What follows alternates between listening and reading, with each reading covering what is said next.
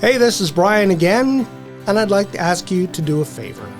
We can't do this work without people like you, so if you can, please like, share, subscribe, tell your friends about Bring Back the Porch. We certainly rely on the U.S. as our largest trading partner, but I guess on the flip side of that, it has also opened up the opportunity for inter-provincial trade to start happening, for us to focus on what we have going on locally. This episode of Bring Back the Porch brought to you by Bernie Leahy, River Street Realty. Let's get you home. Well, I can't believe that it has taken 130 plus episodes before we could have Lisa Dressler from the Southeast Chamber of Commerce in as a guest. Thank you for having me. Where have you been? What have you been doing? Just a couple blocks away. I know. But there's always lots going on, and I'm so pleased that you reached out for the opportunity to connect, because this has certainly been something that I've been watching from the sidelines, and something I've certainly wanted to see get off the ground and very supportive of. So seeing local stories come to life through Bring Back the Porch and local organizations, be able to have that voice and to be able to have that time to connect with community through podcasts, through YouTube, and just get that message out there in a different way. You were one of the first people to reach out to us after Pattison turned out the lights at Chat Television, and you were instrumental in getting us connected with Bernie and getting Bring Back the Porch on the air. So we thank you for that. There is life after Chat. It was my honor, truly, because I always appreciated the Chat team, being able to connect, and what a lot of people didn't see was the conversations off air. Certainly, I appreciated being able to come on to the news, or, the election specials, or whatever we might be doing at that particular point in time, but being able to connect with each of the news crew as people and as community advocates, and passionate about, what each of you do and the stories that you're able to tell, and trying to find a way that could continue on, because I think that was always an important part of our community. We were talking before we went on the air about the importance of relationships. And I always used to tell young reporters that you need to build a relationship with your contacts so that they can trust you. And this is one way that we are building relationships, is through Bring Back the Porch. And you've been busy building relationships, most recently at a special conference out in Whistler, BC. Yeah, we have been busy the last couple months. So from a conference in Whistler to our local trade show here in Medicine Hat, up to Edmonton for meetings with ministers and different dignitaries, and then continuing on, those conversations as time goes on. So we had the opportunity to showcase our community out at the ICSC conference, which essentially is a developer conference. It brings developers from across North America, particularly for that one, to create relationships, connections. For us, it was about showcasing our community and showing off Medicine Hat and Southeast Alberta to potential investors and developers, and again, making those points of contact. But the real work not only happens at the conference, but after the fact, and maintaining that communication and follow-up and connection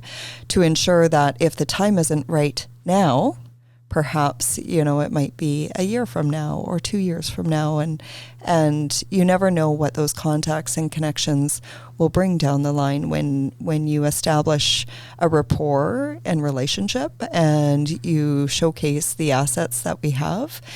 And one of the things that I was really pleased with was, the accolades that we had. So there was a number of people I had the opportunity to speak with that said, oh, you guys have a lot going on in Southeast Alberta. And of course, for those that weren't familiar with Medicine Hat, I am a huge champion for this area, and being able to showcase that and talk about it and why people should come out here, and just being that ambassador. Yeah. Business environment in Medicine Hat, good or bad? So we haven't seen the same kind of growth as other areas of the province, and I think we often hear that from the business community is, when are we going to see some of that growth? When are we going to see economic development really happen? Because obviously we want growth within our commercial sector. It helps everybody when you see commercial growth. Our businesses are the ones that support our social sectors and charitable organizations through donations or volunteer time. They give back to the community. Their tax base contributes to the services that we enjoy each and every day. So commercial growth is certainly important, and we haven't seen the same levels as some of our other mid-size municipalities in Alberta. And so I think there's that sentiment that hampers, some of the positive news or positive that we can kind of tap into, and looking at the businesses that we do have, and retention being really key. We know these days that retention is just as important as investment attraction, and what are we doing to keep our businesses here? And so there's a lot of things, I think, happening in behind the scenes that are positioning our region for growth to occur. So it feels really good right now in terms of the potential that we have that we can tap into. We have a new city council as well that you've been working with. That is only one. And you just pointed it out before we went on the air, and I slapped my hand for forgetting that there are other councils out there that you also liaise with. Yes, so we have 8 different municipal councils within our Southeast Alberta area. So you're right, Medicine Hat is just one of those 8. During the elections, I remarked that I was dealing with 87 different candidates via email and trying to coordinate the forums that we had and ensure that we had established those connections and offered them our congratulations post-election. And then looking at ways that we can connect with each of the councils in terms of how do we move those priorities forward for the business community. So we had the opportunity to meet with members of 3 of our councils here in Medicine Hat, Cypress County, and the town of Redcliffe. And just, again, it comes down to relationships, making sure that we establish that contact point and those relationships between council and our board of directors first and foremost. We'll be going to present to the city of Brooks next week on the 23rd. We'll be meeting with the town of Bassano on the 26th. And we're going to be, we had presented to the County of Newell back in June, and they had a lot of stability within their council. So there, we have those relationships established there. Going to the village of Dutchess, but each of them we've reached out to offer our congratulations and connection, and primarily focused on what can we do to ensure the business community is supported and that we can focus on policies that will drive growth within our region. You also have to liaise with the Alberta government, and we have a new spring session of the legislature happening. You've probably seen what some of the pieces of legislation, what they're hoping to accomplish in this setting. Is it positive for business? I think there's a lot of good things happening within the province for our business community. We were just up in Edmonton meeting with ministers last week, March 10th. We had our political action day with our Alberta Chamber counterparts on March 11th. And one of the sentiments certainly I shared when we had the opportunity for a bit of a Q&A was that Alberta is the best place in the country to do business. We have a lot of pro-business policy and tax structure that works for our business community. We hear that often from outside investors in terms of the opportunity here in Alberta. Are there things that we need to work on and change? Always. Often, there's a big policy agenda, a large legislative agenda that crosses many different facets of community, from education and health to economic development and many different ministries. And so our job is, of course, to profile those things that would make it easier, more cost-effective, more efficient for both government and business, and create that win for our province. And so some of those, we do have a large agriculture portfolio in our chamber. So obviously in Southeast Alberta, agriculture is a huge economic driver in our region, and we want to ensure that policies are such that they're supported. And so everything from ag education and ensuring people know where their food comes from, to managing business risk management programs, so agriculture insurance or agri-insurance and agri-stability and advocacy for those, and looking at interprovincial trade. So interprovincial trade, there have been movements made and strides made, federally to ensure that those barriers are being broken down. But certainly we know in agriculture and agri-food, there are still many barriers that still exist. And so working with our provincial and federal counterparts in terms of what can we do to improve that environment. And one of our conversations just last week with Minister Sigurdsson was also on investment attraction. So how do we position our region to ensure that we're prime and well suited for investment opportunities to come here when it comes to agriculture and agri-food. And I had the conversation with Minister Hunter about the agri-food corridor and making sure that Southeast Alberta is positioned to take advantage of that designated industrial zone focused on agriculture, specifically across our southern Alberta region. And so, there's always lots on the docket, always lots to talk about. And I actually sent a letter to Minister LaGrange this morning with regards to our allied health professionals and making sure that there's equitable billing and opportunities for allied health professionals within the healthcare system. So you can see that our portfolio and the things that we work on are quite broad. And then locally, coming up, I'll be engaging on and providing input feedback on our water strategy as well as our air service. So, anything that intersects with business, we're generally at the table and having those conversations. A lot of gnashing of teeth and wringing of hands in the last 11 months, 12 months about tariffs coming from the United States, but they also offer an opportunity. So the interesting thing with the tariffs, particularly with the U.S., is that Alberta is actually, when you look at all the provinces across Canada, Alberta is the least impacted. I certainly don't want to understate the impacts that those have for any businesses that aren't protected under the Canada-US-Mexico trade agreement. And I think 2026 is going to be a pivotal moment in time in terms of what that negotiation looks like and what those trade agreements will look like moving forward, because we certainly rely on the U.S. as our largest trading partner. But I guess on the flip side of that, it has also opened up the opportunity for interprovincial trade to start happening, for us to focus on what we have going on locally. When we look at things like defense spending and trade agreements with other countries, we are prime when we look at Southeast Alberta and that Eastern Alberta trade corridor from Cold Lake to Wainwright to down to Suffield and what we have across our region. I think it is about positioning and making sure that we amplify our voice and the opportunity that we have here, and that we're ready for those opportunities and ready, willing, able yes. to take that on.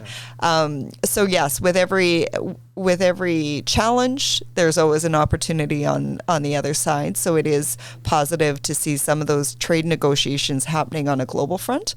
And certainly as a business community, we lean on the Canadian Chamber of Commerce often is right alongside and in those involved in some of those same conversations on an industry side that government would be having with their counterparts in other countries. World events have put more focus on defense. We do have CFB Suffield here. We have the drone industry as well here. So those are two pretty good chips that we can play. We have amazing assets in this region. So we talked a little bit about agriculture and agri-food, but another huge sector is aerospace and defense. So when we look at aviation and the development in the drone industry and defense and DRDC, so seeing what's happening with Battis and, the reinvestment by Battis and CFB Suffield and DRDC and having the largest live fire training base in NATO, I think all speaks to again, the resiliency, strength, and assets that we have in Southeast Alberta that often, fly under the radar. Unintended. And then the beyond visual line of sight out in foremost. Yes. With that airspace, we have a very unique airspace that, again, positions us well for opportunities out there. Yeah. Taxes. We have seen city taxes go up. The city budget was presented, and it was 5.6%, I think, property tax increase. And then now the province has added more onto the education portion of that. That does hurt people and their buying power. So that is one challenge that you have to face, I guess. For sure. And I think when we look at cost increases, any cost increases, so whether we see it, with the cost of fuel going up, or when you see it with taxation going up. But one of the things we certainly keep an eye on is what's happening across the rest of the country. And I can state that, we watch other municipalities in Alberta. We analyze, what is happening with different rates across our province, but also across the country. And it is something we're seeing, unilaterally. There isn't, necessarily a pocket out there where, they're necessarily in a more favorable position, and some communities are being hit even harder with the education requisition. And I think it is important to note that as our province grows and as classrooms, as there are more families and individuals that need education, that is going to put a strain on our education system. And as communities request more schools and more teachers, and there is a reciprocal cost to that. You can't have more services or more capital expenditure or more infrastructure without that cost being covered. Now, my hope is with fuel costs, with, the price of oil and gas, that's going to help some of those royalties and some of the revenue coming into the province as well. And so, as soon as, yes, we see it at the pump, but anytime I see that, I also look at, okay, how's that going to affect the provincial budget? Yeah. And then when we look at municipal budgets, I think what a lot of people perhaps don't always see is the whole process of municipal budgeting. So it actually starts at the strategic planning stage. What are the priorities for our community? What does our community want for services? And, what parks, trails, roads, infrastructure, and what are those needs that we need to ensure we maintain? But also, what are the growth opportunities and what does that cost? And that comes from a strategic planning stage. So right now with municipalities is a really critical time, because we just had the election. Mm-hmm. Municipal councils typically meet within that first quarter of the new calendar year for strategic planning.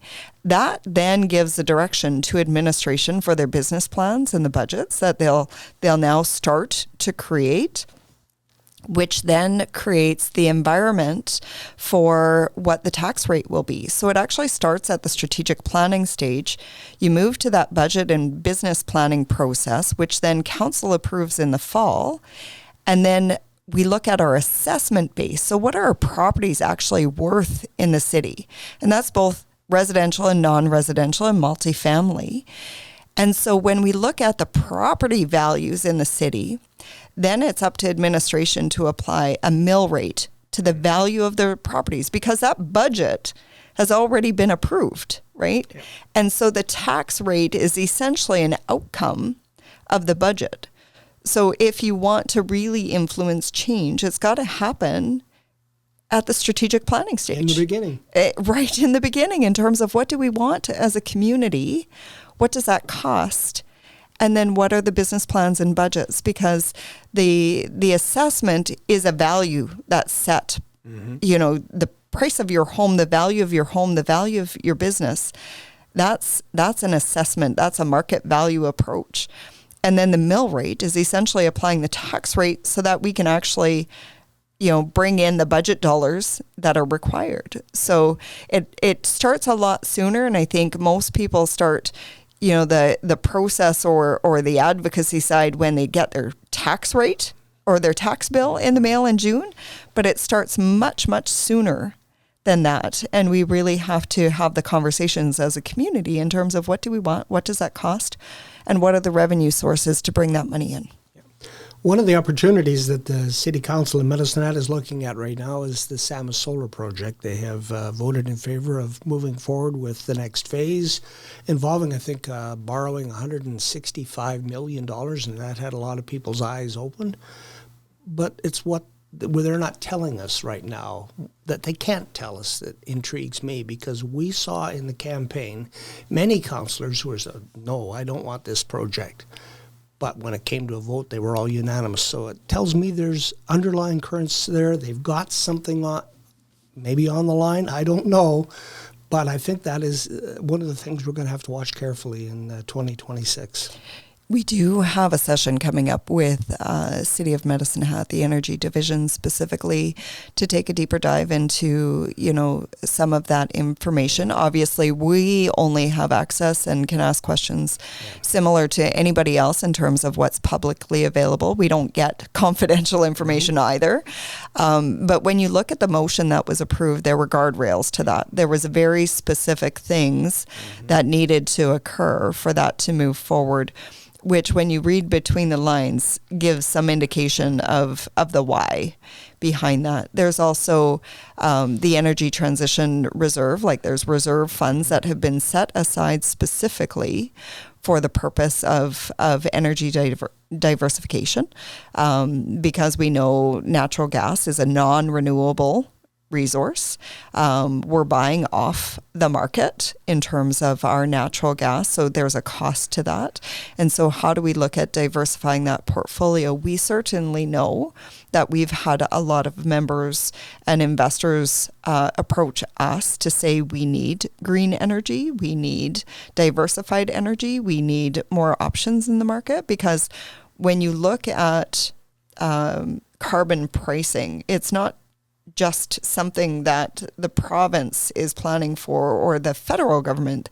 There's actually global targets that are in place that countries have to meet, and there's certain things that need to be done. So, and companies also have ESG requirements and metrics and targets. And so green energy, when they're looking at investment, expansion, different opportunities, they also need to ensure that their, energy mix is diversified. It's why you see a lot of, very traditional oil and gas companies moving into more diversified energy portfolios. And so again, we have to look at what does that mean for our region, and how do we ensure that we do stabilize our rates long term, because we know, the price of gas is increasing.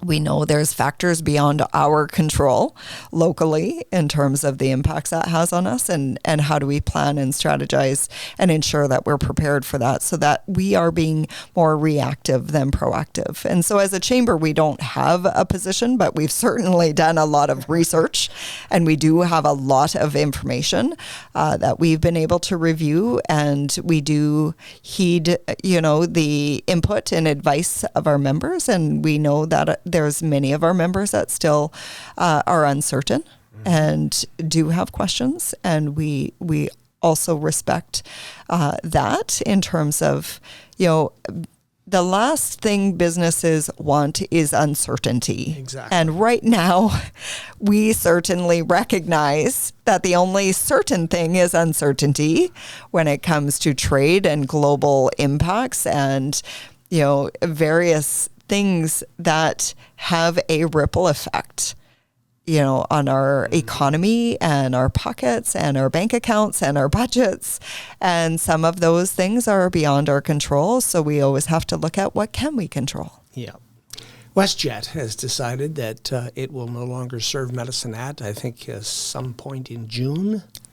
That hurts. But also, again, an opportunity for somebody else.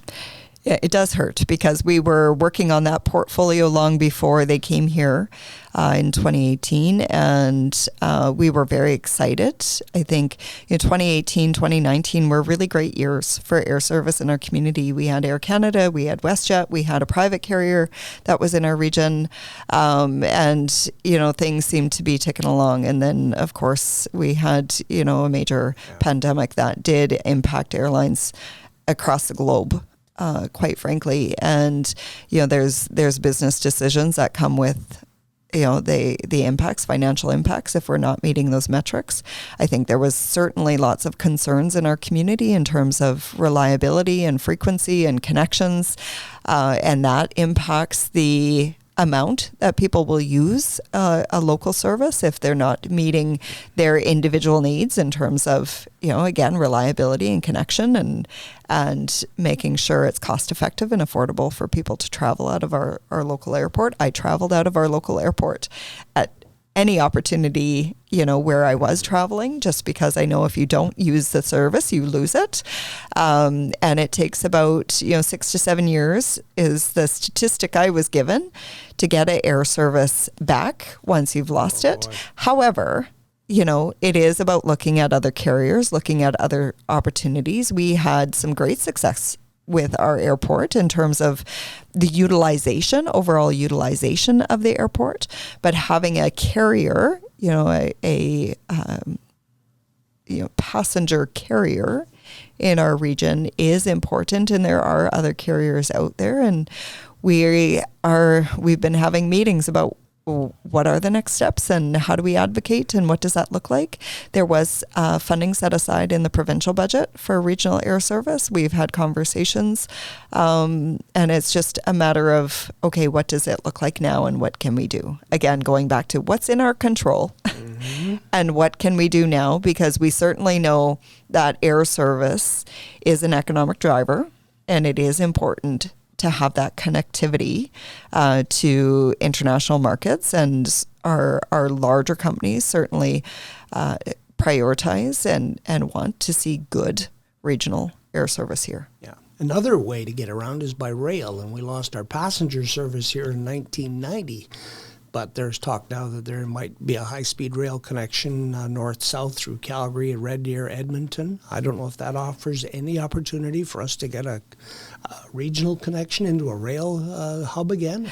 Yeah, there's actually information publicly available about that rail strategy and what that looks like, and connections into regional markets. Obviously, that's likely a little further down the road, but the vision and strategy is certainly out there, and I've certainly taken a look at that, and again relaying on my questions in terms of what does that look like here and what does the timeline look like, but certainly being able to have bus and shuttle service and those services at least to get you to where you need to be in the meantime. Yeah.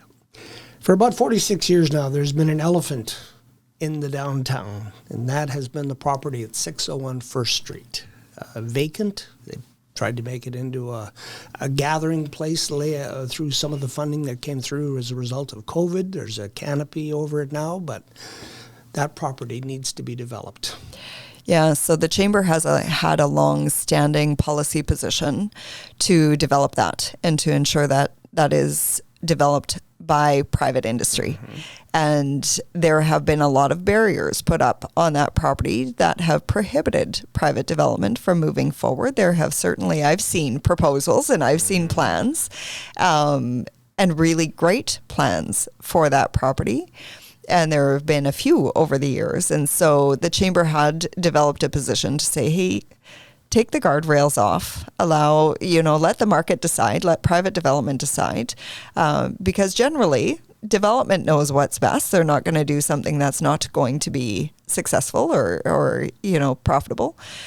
And so opening that up to private industry, so put it back on the market. Let's get some movement there. And we also have another policy on underutilized land in the city, because again, we do have a lot of opportunity when we look at cost control. You want to be able to develop land or underutilized land in the city because there is services already there and available, so you're not having to put new infrastructure in. And so we want to ensure that we're maximizing what we have. 2025 was an anniversary year for the Chamber of Commerce, and I know you had lots of celebrations, and maybe we'd like to celebrate that right now. Well, I appreciate that, Brian, because we had a lot of success. We celebrated our 125th year in business, and I know you're a history buff and you love, the historical references, and certainly the Chamber has been involved and part of a lot of the development of our community. I always joke that the Chamber exists existed before the city was a city. It did. Before the province was a province. We were actually established in the district of Assiniboia back in 1900, May 1900. And so our anniversary year was a way to commemorate that. So we had 6th Avenue actually renamed to Commerce Way. And certainly indicative of the businesses that have been along that street. And there was an Our Town episode that highlighted that, which I very much appreciated. We have a historic building. We were able to launch our legacy fund to support future entrepreneurs through charitable purposes through the Community Foundation of Southeast Alberta. We hosted the Alberta Chamber Provincial Conference. We were recognized as Chamber of the Year and one of the fastest growing chambers in Canada. So there was so much to celebrate within our legacy year, our 125th year. So we've actually captured a lot of that information on our website. If people go to southeastalbertachamber.ca and go to the About Us section, they'll see a legacy page that highlights some of those successes. And the trade show most recently was well attended. Our trade show is the largest and longest running trade show in Southeast Alberta.